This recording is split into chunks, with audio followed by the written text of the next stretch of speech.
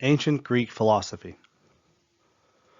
Presented by David R. Wood.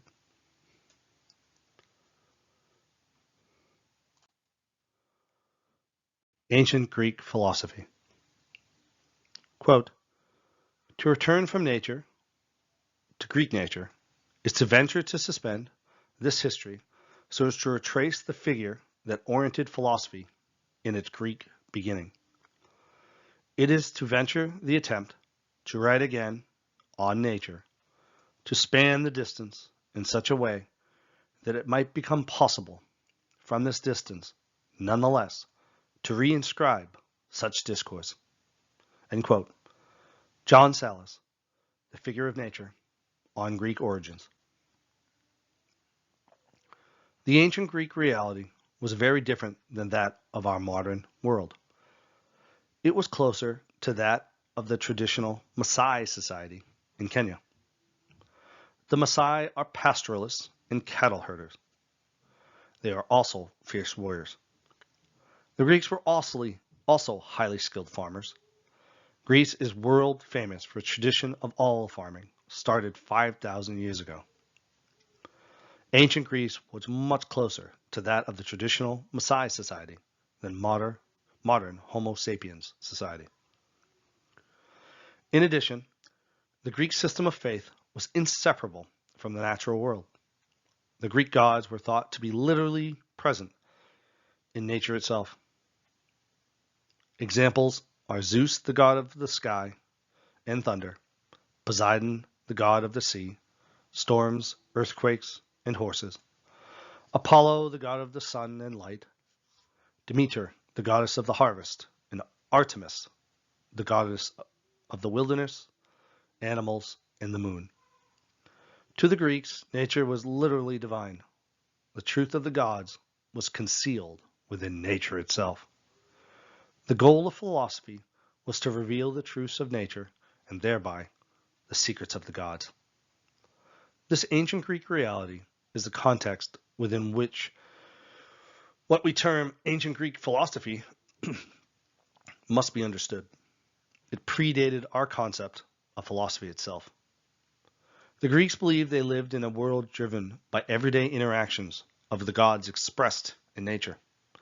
Therefore, philosophers drew no sharp distinction between nature and human activity. It would be equivalent to separating themselves from the gods, and thus would be considered sacrilegious.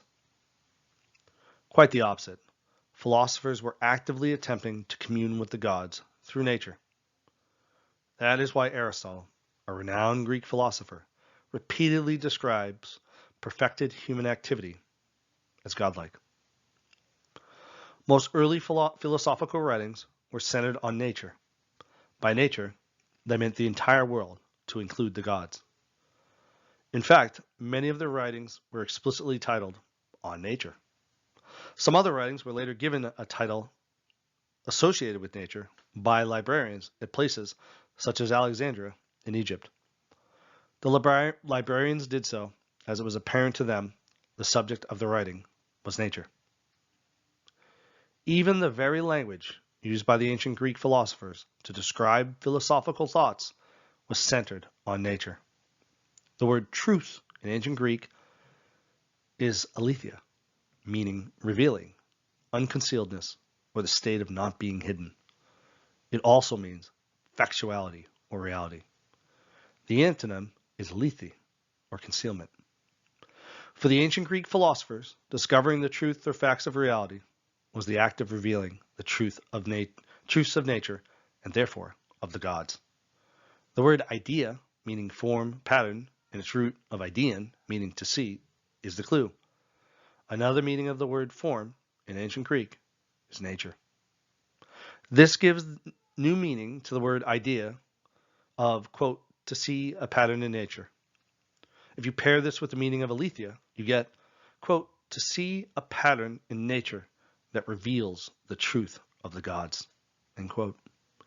This was the goal of ancient Greek philosophy itself. And what is the underlying pattern of nature? Evolution. This makes the above translation not only plausible, but likely correct given the context.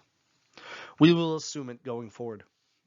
Therefore, it must be the texts of the ancient Greek philosophers we must search to understand the true meaning of the concept of artificial selection and the pattern of evolution.